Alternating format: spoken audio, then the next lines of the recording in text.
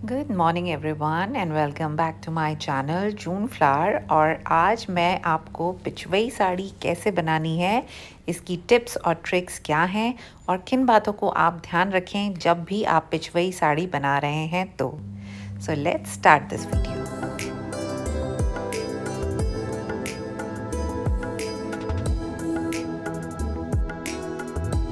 तो शुरू करते हैं ये वाली साड़ी जिसे बोलते हैं हम पिचवई साड़ी।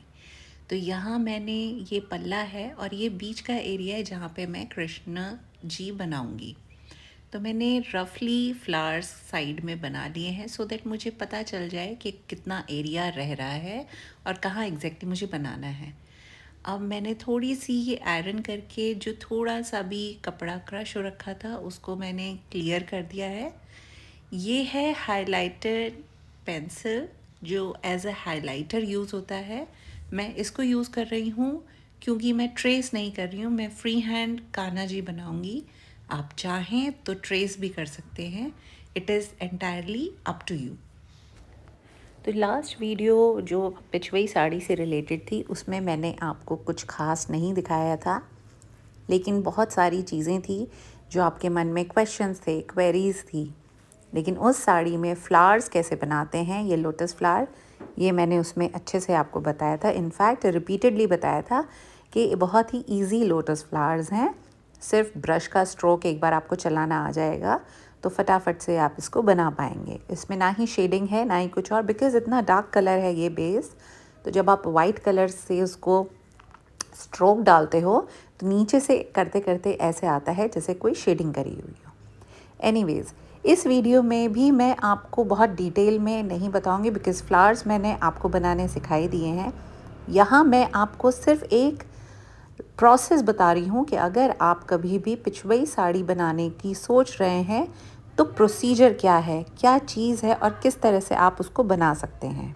तो यहाँ पे जैसे मैं फ्री हैंड बना रही हूँ, आपको लग रहा है कि आपकी ड्राइंग अच्छी नहीं है, आप फ्री हैंड नहीं बना सकते, तो आप ट्रेस करके अपनी साड़ी के ऊपर वो प्रिंट ले लें। और जो हमारे ये कान्हा जी हैं या पिचवई में एक और बहुत ही कॉमन चीज़ है वो है हमारी गाय। गाय को दिखाते हैं उसके बछड़े के साथ। वो भी मेरा बहुत मन है, होपफुली मैं किसी वीडियो में उसको ज़रूर लेकर आऊँगी। तो उसमें भी क्या है, इनमें आपको कलर भरने हैं। तो दिस इज़ नॉट समथिंग कि मैं आपको सिखाऊंगी, इसमें सीखने का कुछ नहीं है। लेकिन फिर भी आपके मन में कोई कन्फ्यूजन है कि पिचवई साड़ी कैसे बनानी है तो आई एम ऑलवेज़ देयर, आप पूछ सकते हैं। मैं पूरी कोशिश करूँगी कि जो चीज़ मैं बता सकती हूँ या कोई आपको लगता है कि लाइफ में कन्फ्यूजन है तो वो मैं क्लियर कर सकूँ।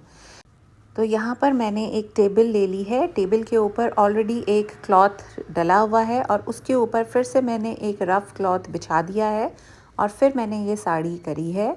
क्योंकि इस साड़ी को फ्रेम पे अटैच करके तो ये नहीं बना पाऊँगी मैं, क्योंकि ये बहुत ही बारीक काम है, टीडियस काम है कि आपने बहुत बारीकी से धीरे धीरे धीरे काम करना है। तो अब ये एक तरह से जैसे टेबल है तो आपकी टेबल पे आ गया। कोई भी कलर है जो साड़ी के पीछे जाएगा तो वो इन दो कपड़े, क्योंकि अच्छा मैंने थिक लेयर कपड़े की बिछा दी है, तो जो भी एक्सेस कलर होगा वो उस कपड़े में एब्जॉर्ब हो जाएगा। एंड डोंट वरी, जब आप इन दोनों कपड़ों को हटाना चाहेंगे तो बहुत इजीली हट जाते हैं, डिटैच हो जाते हैं। तो सबसे पहले जब आप स्टार्ट कर रहे हैं, आपको लग रहा है आपकी पेंटिंग आपने ट्रेस कर लिया है या आपने उसको स्केच बना लिया है फ्री हैंड, सबसे पहले जो है वो कान्हा जी का जो फेस है हम उसको बनाते हैं, बिकॉज़ उसमें हमने ब्लैक कलर से शेडिंग देनी है। तो वो किस तरह, तो यहाँ मैंने नॉर्मल जो मेरा फैब्रिक कलर है ब्लैक कलर का, उससे मैंने ये आउटलाइन बनानी शुरू करी है। तो प्रोसीजर कोई ऐसे हार्ड एंड फास्ट रूल नहीं है, लेकिन मुझे लगता है एक बार जब आपका फेस क्लियर हो गया, आपने फेस को बना दिया है, तो बाकी ज्वेलरी बनाना और बाकी चीज़ें करना बहुत इजी रह जाता है। तो इसलिए मैं सबसे पहले इसको बना रही हूँ, इसकी आउटलाइन दे रही हूँ, बिकॉज़ आउटलाइन से मुझे शेडिंग करनी थोड़ी ईजी हो जाएगी।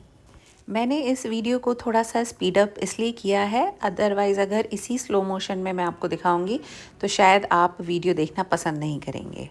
तो ऐसा नहीं है कि मैं बहुत एक्सपर्ट हूँ पिचवई साड़ी बनाने के लिए, मैंने एक फ़र्स्ट अटेम्प्ट जो किया था पिछवाई साड़ी का वो मैंने आपको दिखा दिया।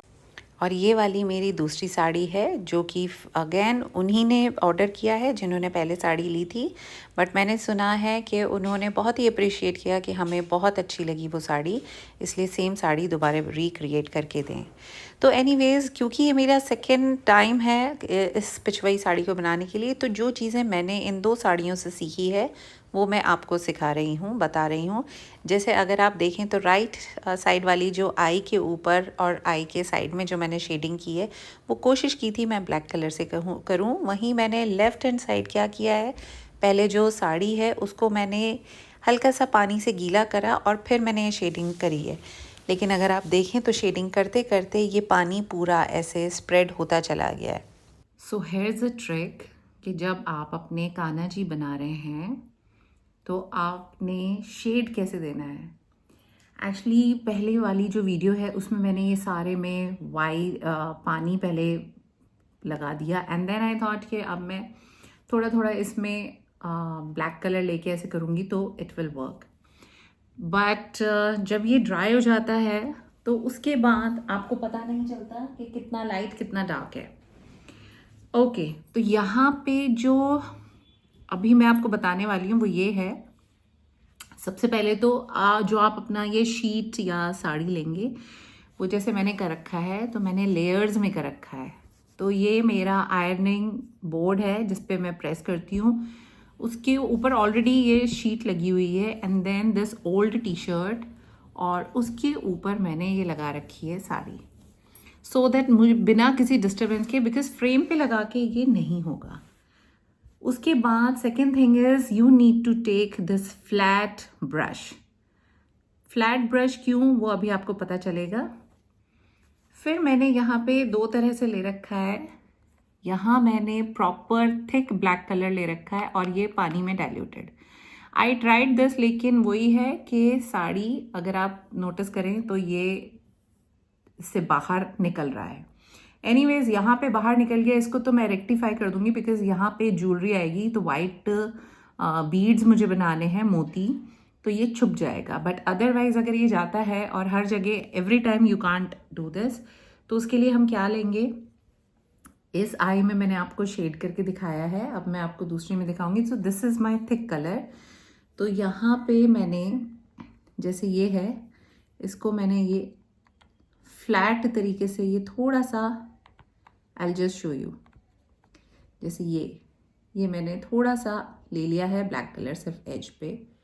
आपको ये थोड़ा सा ये ऐसे लगाना है और क्योंकि ये फ्लैट है तो आपने उसके बाद ये इस तरह से ऐसे करना है, दैट्स इट। तो ये वो वाला इफेक्ट आएगा कि जो आपका ये थोड़ा थोड़ा स्मज वाला इफेक्ट आ जाएगा। अदरवाइज अगर हम पानी लगा के कर रहे हैं तो उससे वो नहीं आ रहा है। इसी तरह से मैं सारे में करती चली जाऊंगी। ऐसे ही मुझे यहाँ ऊपर करना है, तो ये मैंने किया और उसके बाद इसी से फ्लैट ब्रश से ही मैं इसको आगे ऐसे स्प्रेड कर रही हूँ सो दैट ये स्मज हो जाए। क्योंकि जो कलर है वो तो वन गो में आपने यहाँ पे लगा दिया है। अब आपको बस ये जो हल्का वेटनेस है कलर में उससे आपको इस कलर को स्प्रेड करना है, फैलाना है, स्मज करना है और ये इजीली हो जाएगा और काफ़ी टीडियस नहीं है, पेन फ्री है। बिकॉज फिर आपको यही लगता है कि आपका फैब्रिक अननेसेसरी इसमें कलर फैल रहा है। तो ये मैंने लिया एंड सी, यहाँ पे मैं दिखाऊंगी आपको करके, ये हल्का सा मैंने कर दिया। अब जो ये एक्स्ट्रा था वो निकल गया ऑलमोस्ट। जो ये है यहाँ पे हल्का सा मैंने इसको, यहाँ पे मैंने शेडिंग देनी है तो ये मैंने, और अब आप इसको स्प्रेड करते चले गए।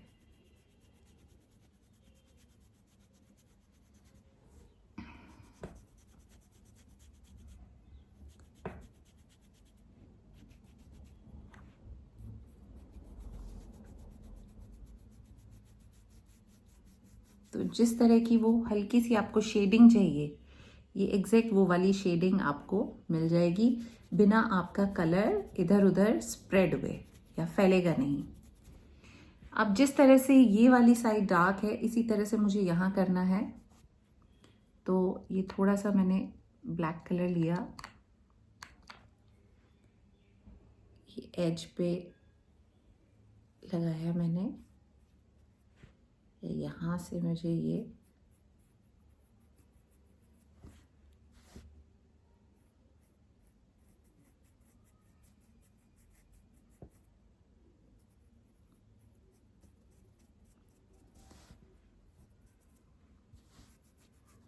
तो इसी तरह से आपको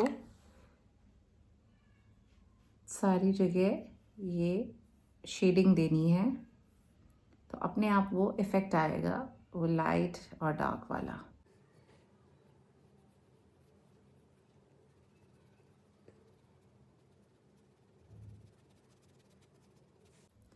अब मैं आपको यहाँ नोज़ पे करके दिखाऊंगी। ये मैंने लिया थोड़ा,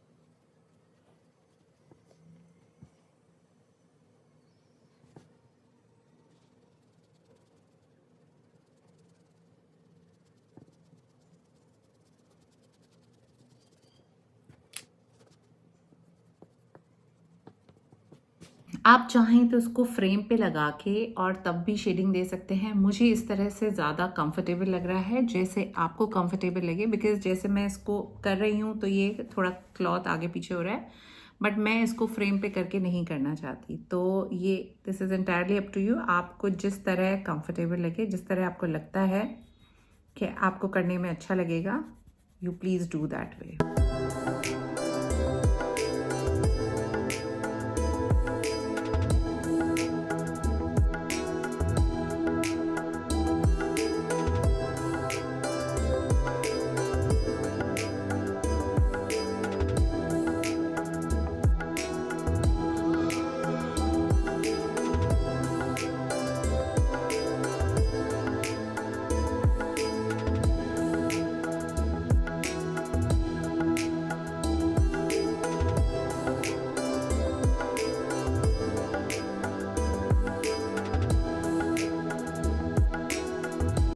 तो यहाँ फेस पे ऑलमोस्ट शेडिंग मेरी हो गई है। अब जो भी ज्वेलरी है या जो भी मैं आगे बना रही हूँ, उसमें आपको एक चीज़ ध्यान रखनी है कि आपको सबसे पहले जो पगड़ी हम बना रहे हैं, इसमें हम कलर जैसे फिल करते हैं उस तरह से करेंगे। और ये सारे कलर या तो फैब्रिक कलर हैं या एक्रेलिक, जो कलर मुझे जिस भी फॉर्म में अवेलेबल हुआ मैंने वो करा। जैसे ये है, this is golden yellow colour, तो ये मेरे पास एक्रेलिक कलर है तो मैं वही कर रही हूँ। सूखने के बाद थोड़ा सा कलर डल हो जाता है, बट दैट इज़ ओके, क्योंकि पगड़ी में भी मैंने डॉट डॉट करके मैंने डिज़ाइन बनाए हैं।